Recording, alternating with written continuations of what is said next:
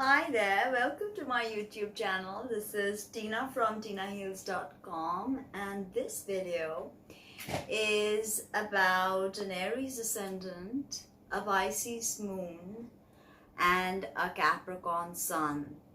So a very interesting combination right there, because you've got a lot of cardinal energy. Your ascendant degree is, your rising sign is cardinal, which is Aries, and your sun sign is cardinal, which is Capricorn. And so there is a square with your ascendant and your Capricorn. Okay, and this conflict could show up as between, and Capricorn's your sun. So the ascendant, let us try and understand the ascendant. The degree of the zodiac rising on the eastern side of the horizon at the moment of your birth is your ascendant degree. And the sign on which it falls is your rising sign. So for you, that is Aries, and ruled by Mars, the red planet of war and strife, but not just war and strife or competitiveness. Mars is our action principle. Being your Lord, ascendant Lord, Mars is very important. And another very key to this whole energy is that Mars is also exalted in Capricorn. So placement of Mars is key to everything, because that means that, you know, the fluidity between your ascendant, although it's square, it works in a fluid way, how you present yourself and how the world perceives you. Okay, so Aries is cardinal fire, agitating fires of Aries, the first sign of the zodiac, ruled by, as I said, Mars in exoteric astrology, and by Mercury in esoteric astrology. So your soul ruler is Mercury. Immediately you understand that the soul karma of Aries is about higher wisdom. Okay, it's about higher wisdom, the higher mind, or manas. Okay. Now, being the first sign of the zodiac, when the soul enters Aries, it is through a mini Big Bang. Okay, and you're ready to change directionality, and you're ready to swim in some seriously turbulent waters, because, you know, being Aries is turbulent. This is the archetype of the pioneer, ruled by Mars, and this is for you to, this energy is given to you to forge ahead when none of us can, to take risks that none of us can. And with that exalted Mars, you could be quite a risk junkie. Okay, although Capricorn Sun is conservative, but somehow that ascendant Lord and that exaltation, it definitely means you can be quite the go-getter, quite the action taker, much more, say, than Aries ascendant, Pisces Moon, and a Cancer Sun. Okay, no, you like to know what you want to do, and you're quite the dominant. Both Aries, Capricorn, dominant signs, very libidinal as well, with an exalted Mars. I mean, if your Mars is in Capricorn and exalted, wow. Okay, but you're already taking in that energy because Mars is your ascendant ruler. You have to see all the aspects and all the dispositions and everything in your chart to truly understand what action will enrich your life. What is your soul's purpose? Okay, now Aries rules ahead, Mars rules ahead. So this part of your face, of your body, is a huge part of your identity, and you like to spruce it up. Mars is a red planet, so red highlights, red lipstick, you know, highlighters. Even women with Aries ascendants and also Capricorn Sun tend to wear their hair short. Okay, they just like to keep it functional. They like to keep it like, you know, more masculine, because it's a very masculine energy signature. Okay, Aries is probably the most impatient and the most masculine sign of the zodiac. Okay, and now if you have a difficult Mars, that could mean problems with accidents or tremendous anger issues. You may not, all the action you take can be foiled in some way, okay? Say you have an 8th house Mars conjunct Saturn. It could be diabolical. But you somehow, when you walk into a room, the ascendant is the Jungian mask you wear. It is how you interface with society and how the world perceives you. It's your physical body. It's why you've incarnated, kind of like your soul contract. The sun too, but the sun is more on an evolutionary level. The ascendant deals with everything 3D. It is the first point of touch that the soul makes with the 3D world. So it's like your reality that you manifested, the way you gesture. It's your ascendant, your health, your physical body, the way you look. So features are very defined with an Aries ascendant. Okay, sharp nose, thinnish lips, pointed chin, very high cheekbones. There could be a cruel look in your eyes. Now, anxiety can be a big deal with you because Virgo happens to be your 6th house of health and hidden enemies. So imagine if you have your Mars in Virgo.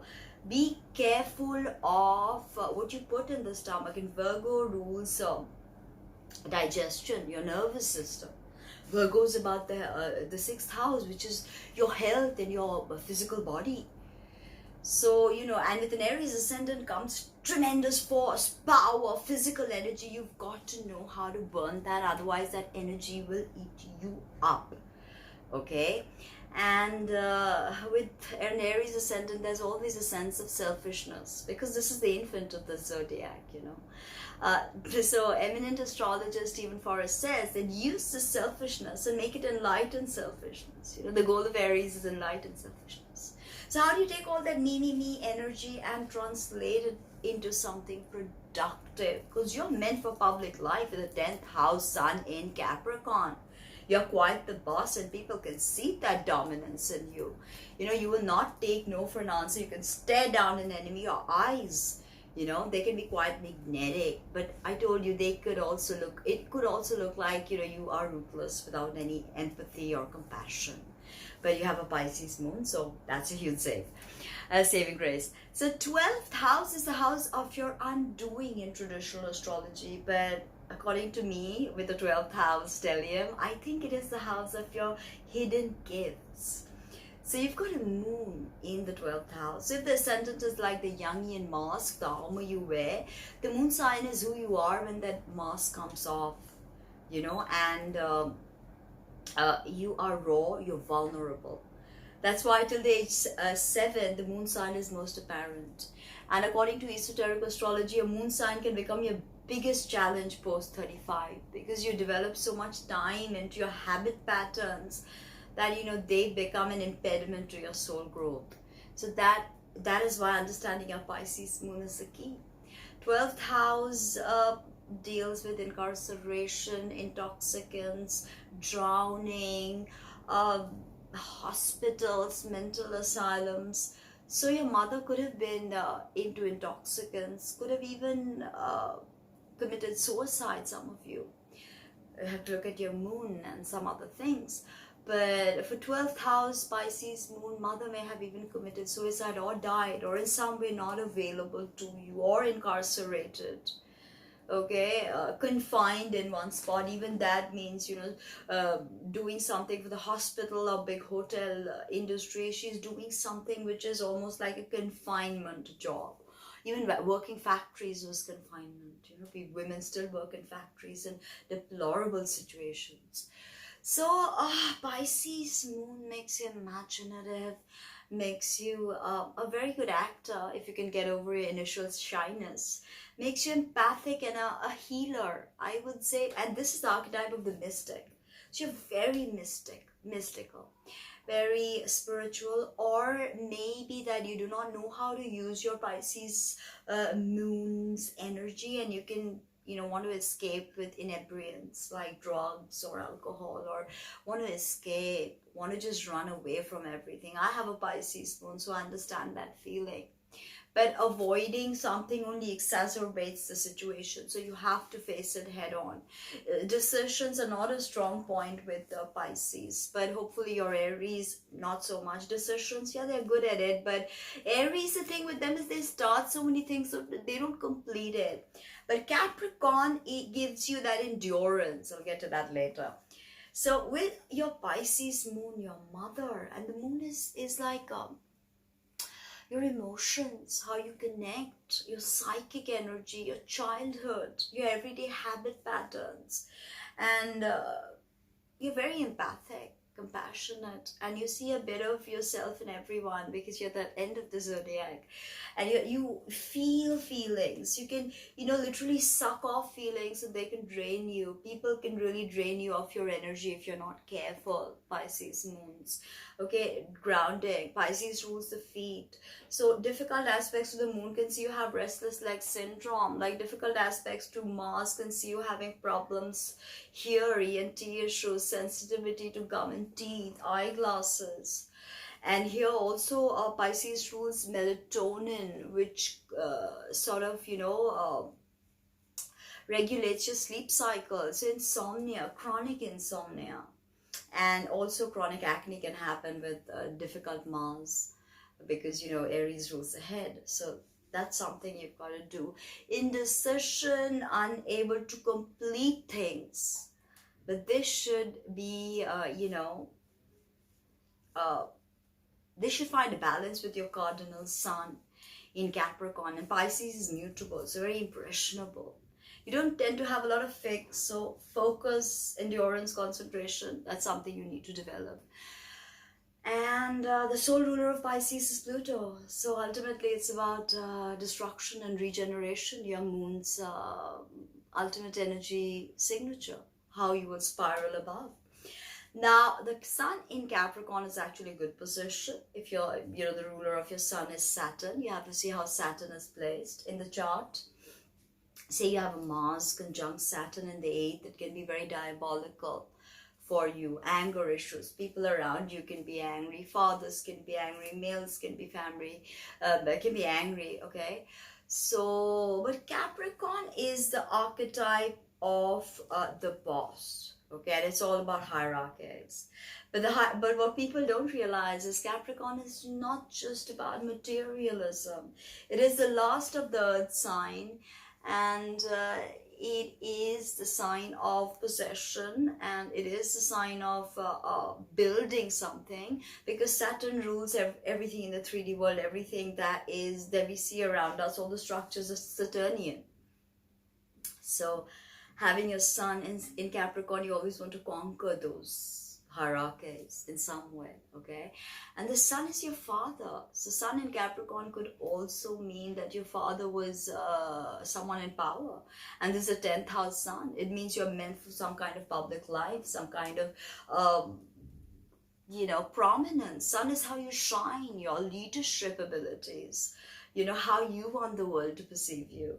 So right now you can sit down and write 10 things that you get from your Capricorn sun, and that is probably what gives you the endurance to complete all that your Aries starts. Pisces is more empathic, more goes with the flow. It's water, but very dualistic. Think of the fish swimming away. Capricorn also has 3 archetypes. One is the mountain goat. The mountain goat is the Capricorn's about mastery. So the mountain goat is the master of the 3D, but the sea goat moves into the psychic realm. And the unicorn, which is the ultimate manifestation of Capricorn, is a spiritual master. The horn, one horn, is awakening or the opening of the third eye. So Capricorn is about initiation, about discipleship, about seeking mastery in all things physical and metaphysical, and really shining with that 10th house sun. So leave me a comment below and let me know how life has treated you with this placement, good, bad, ugly. I'm sure you're quite the boss, quite the dominant, but deep down you have a very sensitive soul. So thank you very much. Subscribe, like, comment, share, means the world. See you soon.